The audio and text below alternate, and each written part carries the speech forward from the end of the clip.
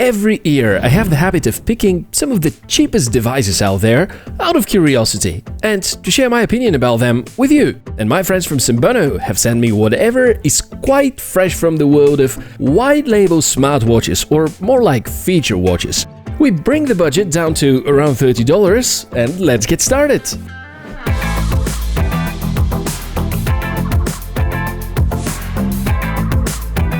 Welcome everybody, Tech4O channel. My name is Michael and I'm so glad to see you around. Now before I go any further, short disclaimer, I'm not paid to do this review, and while I got these smartwatches for free, I think everybody can afford them, and everything mentioned in this video is based on my personal experience and thoughts, and this review has never been reviewed or requested by Senbono in any form.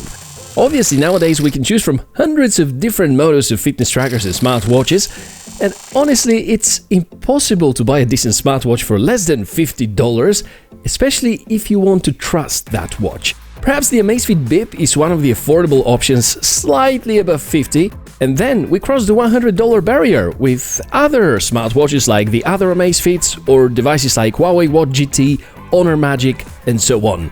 The watches that I'm gonna show you are called S09 and S10 Plus. As mentioned, white labels, so you're gonna see them branded differently. Most of the time, the hardware inside is identical. So I'm gonna unbox and test both, check the features, but in short, because I don't want to bore you, and then tell you about my findings and experience. And to make things more understandable, we're gonna make a chart with the specifications and performance and compare with some more decent smartwatches. Okay, we begin with the S10 Plus. And if you follow the smartwatch trends, then whatever we are unboxing already seems shockingly familiar to the Amazfit Stratos. A watch that has a very special place in my heart because it is still the most watched video on the channel, despite the obvious signs of lack of wisdom I've approached some of the sections with.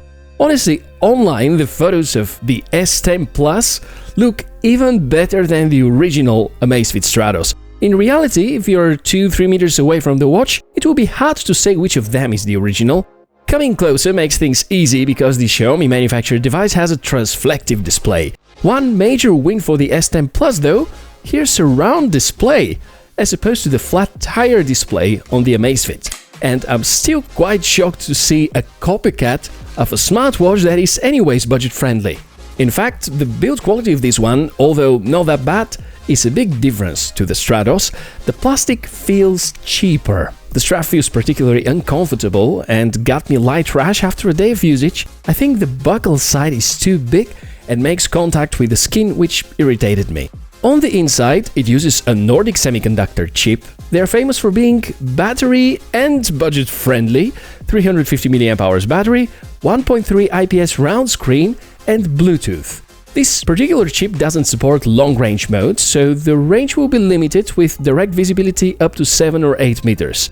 The menu navigation looks weird, and while the body feels Amazfit style-like, the software is more chaotic. 2 buttons. The top one is something like an on and off switch, and the bottom acts as a home button. Swiping actions are our main way of navigating through the menus. Here's the heart rate measurement, which is often inaccurate, and it tends to measure the pulse of any kind of surface that it makes contact with. I have to admit that the watch did surprise me with tracking my sleep activity. Compared to the Huawei Watch GT2, which can measure your sleep performance very precisely, often the results were even, and if they weren't, the difference was just a minute or 2. Sure, the S10 Plus is not smart enough to catch afternoon naps, but it is still remarkable how close it is to a way more expensive device, at least in that term. The rest is not so good though. The touchscreen is not always well responsive, especially about swiping. On the other side, a good amount of watch faces. Copying some of the popular Amazfit screens, there are 9 kinds of sports supported, and there is no GPS, of course. The battery life is something I didn't have the patience to fully test, but since the 4th day, the battery indicator is empty, and now 2 weeks later, I haven't charged it yet and it still stays at the same status and still works. The watch is waterproof, and although it's marked as just IP67 certified, they say you can actually swim with it. To quickly sum things up, if you cannot afford to buy the original Amazfit Stratos, this one can track your sleeping pretty well, measuring the pulse is not too trustworthy, and functions are not too bad, but far away from being intuitive. Comparing the price, $25 versus $150 and more you're gonna spend for a decent Amazfit, at the end, even with the shortcomings, we can say it's alright. On the other side, for $5 more, the same greater features, better accuracy, and greater battery endurance, and way more reliable smartphone app, get the Mi Band 4 and check out the review I've made for you. Let me quickly show the other stranger, the S09, at the price of around $35. From plastic, we jump onto a metal shell and promises even blood pressure measurement. So let's pay attention to the details. Compared to the S10 Plus, this one feels like premium, well designed, elegant look and feel, very comfortable strap, again with quick release option. The top part has leather texture, underneath it's soft silicone.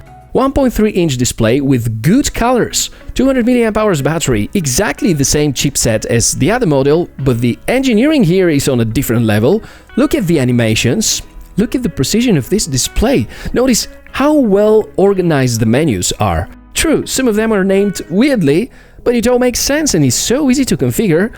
Recommended is to use the H-Band app and is far away from being great, but does most of the things it is supposed to.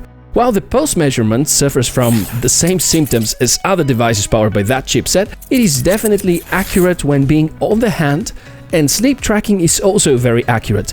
Pity that the long press action on the only button cannot be configured because it only acts as a home button and respectively on and off switch.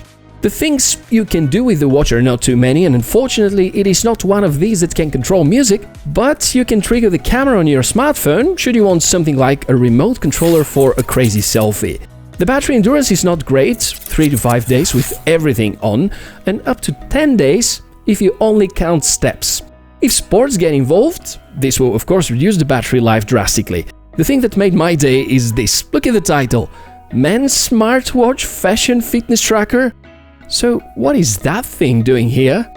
Bottom line, these white label watches are lost somewhere between smart functions and their fitness band nature. Basically, they represent something like cheap fitness trackers on steroids. Some good ideas, quite poor on features smartphone apps, and I have to say impressive build quality and design for the S09 model. As a summary, for the last 12 months we can notice that manufacturers are now taking the waterproofness seriously, and almost every new device can at least survive pool swimming. Continuous heart rate is considered to be an essential feature now, and the better ones have developed blood pressure mechanism, which even manufacturers rate as unreliable though.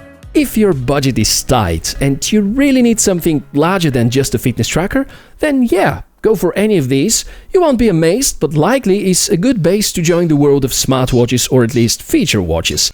If you're looking for reliability and a device which has had some more research and development for hardware and software, then I can think of at least 5 awesome fitness trackers that can do the same and cost less than $50. The choice is yours. I'm only here to help and sincerely hope that this video has cheered you up, because for one year, these cheap devices have advanced well in a few different areas.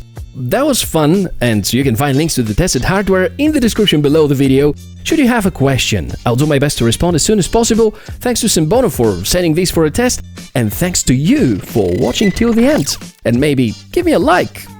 Would be great to catch up in the comments below and to see you again, so don't forget to subscribe to the channel. I'm Michael and can't wait to see you in the next episode. Bye!